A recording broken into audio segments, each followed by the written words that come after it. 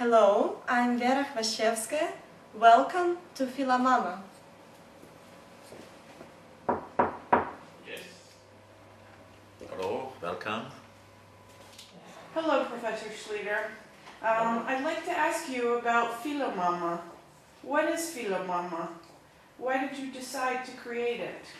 Okay, philomama was from the very beginning a counseling service for pregnant women and mothers within the framework of this fertility clinic.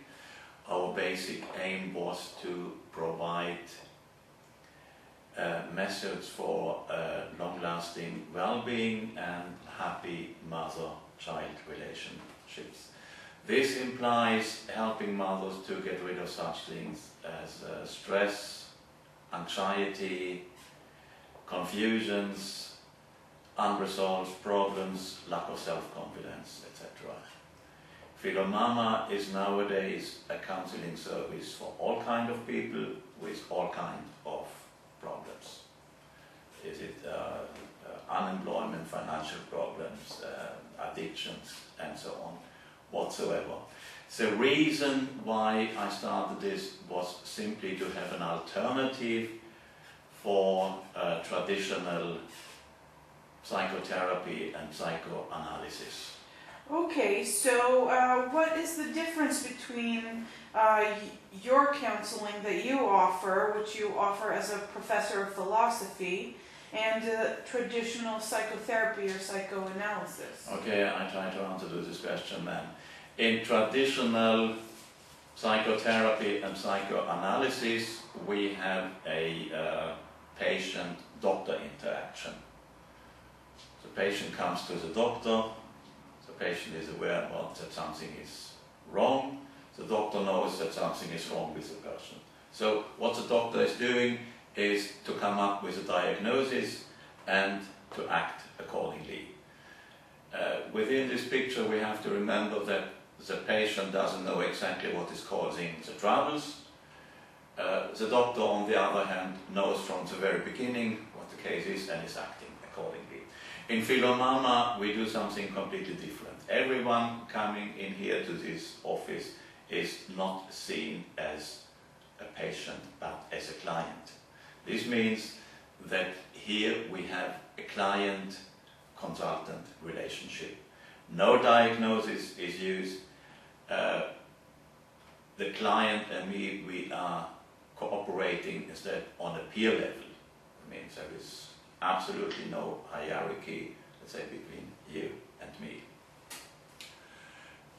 In the same way, let me add, as Socrates, the old Athenian philosopher, was cooperating with the people he met on the streets on exactly this level. Socrates was providing the help for the people he met.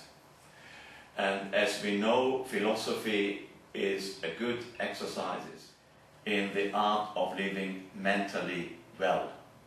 And this is simply due to the fact that in philosophy we do not deal with emotions, we deal with rational thinking. And the importance of rational thinking is, to my understanding, enormously underestimated.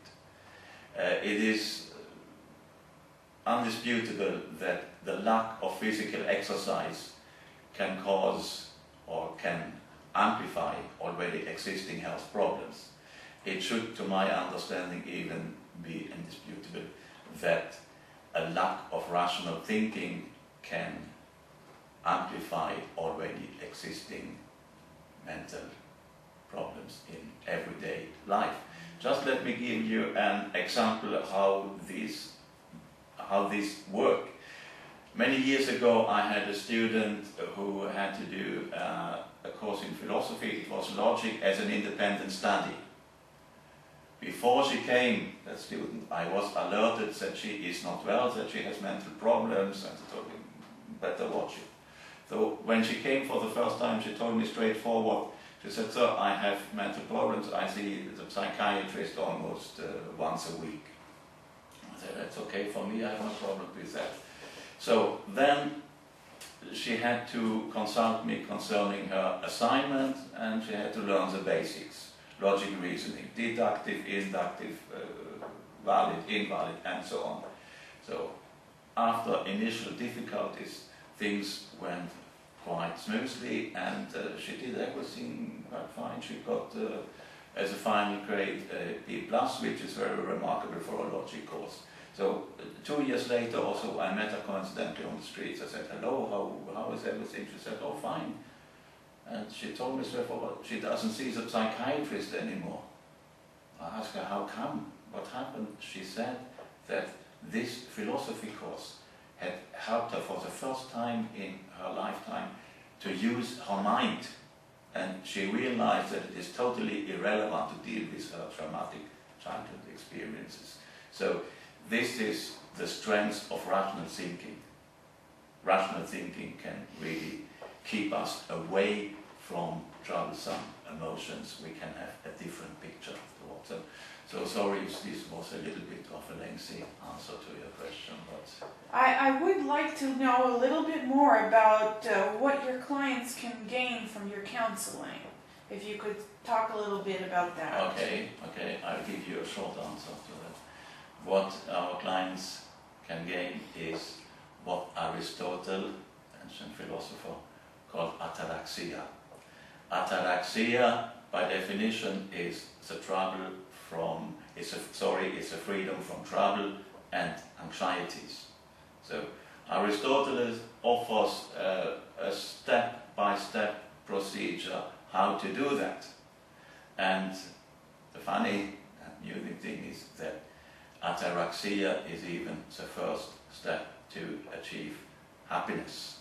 So clients can achieve both of these things, ataraxia and what we call happiness. Okay, so you speak about happiness.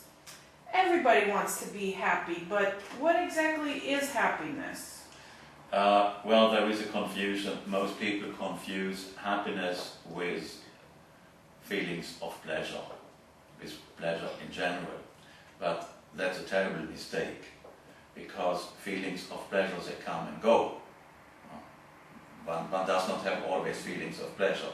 One feels so, another time one feels up to. Feelings, they go in a wavelength. Happiness, on the other hand, is a permanent state of mind. A permanent state of mind it is, and you achieve it through an intellectual exercise. That's a difference. So has nothing to do with pleasure.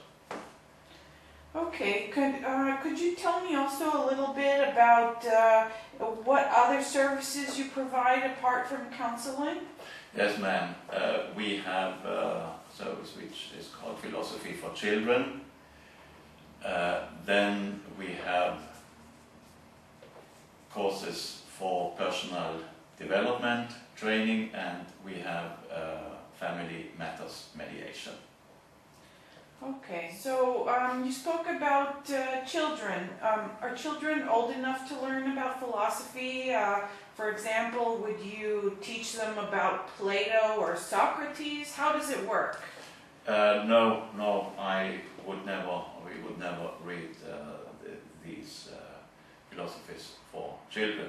But we should not forget that children are born philosophers. They always ask why. You might remember this. As a child, one can never stop to ask why. Parents don't know how to stop children asking why. It ends always, and now you are quiet. So children have interesting questions like, why are there so many trees in the forest? Or why is a banana yellow?